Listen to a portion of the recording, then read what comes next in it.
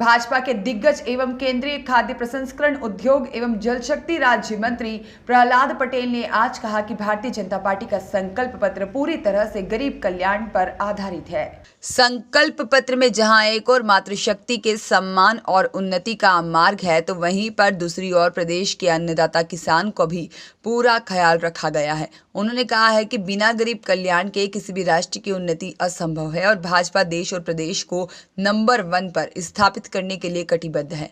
आप जबलपुर में भाजपा के संभागीय मीडिया सेंटर में पत्रकारों से रूबरू हुए थे। उन्होंने कहा कि देश की 80 करोड़ जनता को 3 साल से निरंतर निःशुल्क अनाज दिया जा रहा है। अब मोदी जी ने इस योजना को बढ़ाकर अगले 5 साल तक के लिए लागू कर दिया है। यह प्रमाण है कि भाजपा का रोड मैप क्या है।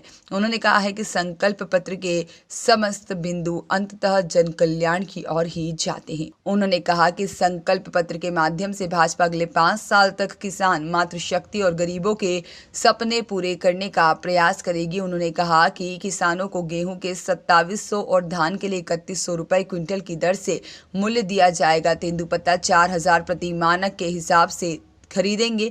महिलाओं को मिलेगा फायदा, 450 रुपए में सिलेंडर दिया जाएगा और विंध्य एक्सप्रेस वे, मध्य भारत एक्सप्रेस वे का निर्माण किया जाएगा। इसी प्रकार रीवा और सिंगरौली में एयरपोर्ट और आपने बताया है कि ग्वालियर और जबलपुर में भी मेट्रो ट्रेन दौड़ेगी। आदिवासी क्षेत्रों के एकलव्य स्कूलों की स्थापना की जाएगी और जिससे उनकी शिक्षा का स्तर सुधर सके। लाडली बहनों को मुख्यमंत्री आवास योजना के तहत पक्के मकान दिए जाएंगे।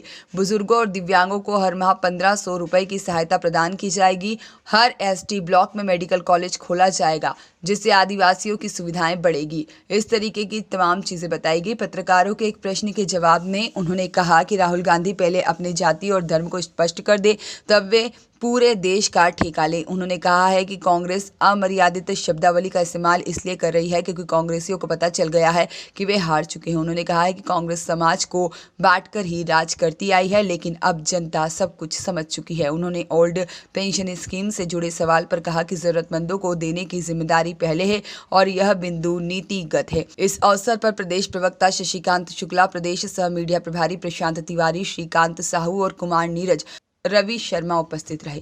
कांग्रेस पे आगे बढ़ रही, क्या कहेंगे? कांग्रेस की नीयत पर हमेशा इस देश के लोगों का शक रहा है।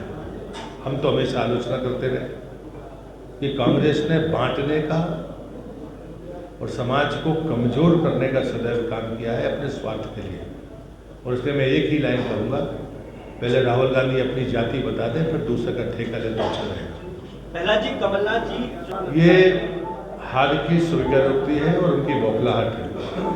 वो खुद अपना चुनाव हार रहे हैं। जब मैं आपको जबलपुर की संस्कार धानी की धरती से इस बात का ऐलान कर रहा हूँ कि स्वयं कमलनाथ चुनाव हार रहे हैं। ये आधिकारिक इस तरीके से बोलना उचित है? ना तो ये लोकतांत्रिक भाषा है, ये बौखलाहट और पराजय जब दिखने लगती है तब ऐसी भाषा प्रयोग होती है। कर्ज माफी और ओल्ड पेंशन स्कीम का जिक्र इसमें नहीं है, जो कांग्रेस अपने बच्चों को दे रही है। देखिए, मुझे लगता है कि प्रधानमंत्री अपनी राय पहले दे चुके हैं और हम मानते हैं कि जो, और मैं मानता हूं कि लोकतांत्रिक व्यवस्था में हमें ज़रूरतमंद को तो देना चाहिए, लेकिन कुछ चीज़ें जो नीतिगत होती हैं उस पर इस समाज में बहस चलेगी।